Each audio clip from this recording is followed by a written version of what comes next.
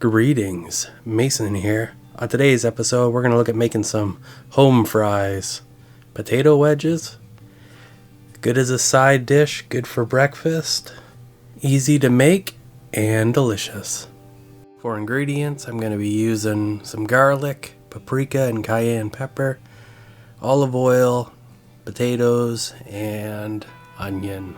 I'm going to initiate the procedure with the peeling of the potatoes. You don't have to do this. I recommend trying it both ways. But after making this so many times, I've determined that I like it better without the skins being on the potatoes. And it doesn't take very long to peel them, so get out your peeler and peel your potatoes. Now from here, there's quite a few different things we can do. One is you can boil your potatoes and then cut them. Or you do what I'm doing here, which is just going right into cutting. So I'm going to do about 4 slices and then split the potato in half. And then I got a flat surface to cut on. Remember, most cuts in the kitchen occur when cutting round things. So if you can cut your stuff in half and then flip it 90 degrees so it's got a flat bottom, it's not going to roll around and it's going to be perfectly safe to cut. And as I'm doing right here, I'm just doing nice slices. So this will make good size wedges. Now, depending on how you want to do it, you may want to go a lot smaller than this. That's usually how I make them. I usually make more of a potato hash style and then mix in some corned beef, and it's just amazing. But that's not really the traditional way of doing this, so keep the pieces a little bit bigger, that way they're decent sized wedges. Keep in mind that the different size that you cut your potato is really going to change how long it takes to cook. Bigger pieces take longer to cook, and usually gotta lower the temperature a little bit more, that way you don't just burn the outside and have raw insides. So it's probably better to have a little bit of a middle ground that way. That's why I prefer the smaller form factor, because cooking is so much easier then. Okay, let's do up our onion now. You don't have to add onion to your potatoes, but I find that it adds a lot of flavor to it. And I just cut it in half there from the root, and the root holds it together, that way I can do my cross cuts and then simply slice it into small pieces.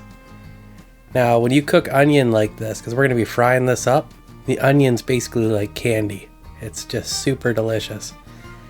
That's what happens when you really cook down the onions. The sugars in it kind of cook and caramelize and just tastes fantastic. You don't have any of that bite that you get from like a raw onion.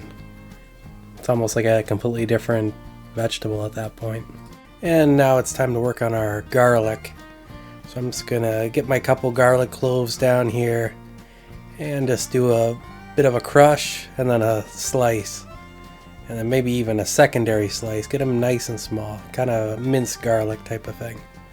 Okay, now that our vegetables are all cut up, it's time to move over to the stove. So we're gonna get ourselves a nice big pan here. Turn up our heat to about medium high. And then we're just gonna let it warm up. And then we're going to add our oil to the pan.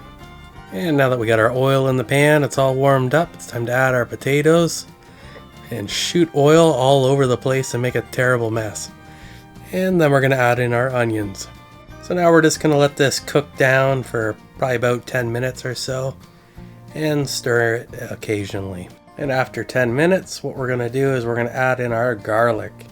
If you add your garlic in too early, you'll burn your garlic, and burnt garlic doesn't taste very good. Burnt onions, on the other hand, are fabulous. They taste like candy. And of course, we're going to add in our spices. I got some cayenne pepper here mixed with paprika. That just kind of gives it a little bit of a spice. And then some black pepper and some salt, just to kind of take it up another notch. Some other stuff you may want to try is something called seasoning salt. Not entirely sure what it is, but it tastes good.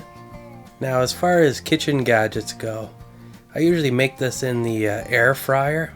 I got one of those a couple years ago, and as far as making potatoes go, this exact type of recipe is just phenomenal in it. But sometimes, stovetop isn't ideal. Of course, you can also make this type of thing by deep frying it or in the oven on the broiler.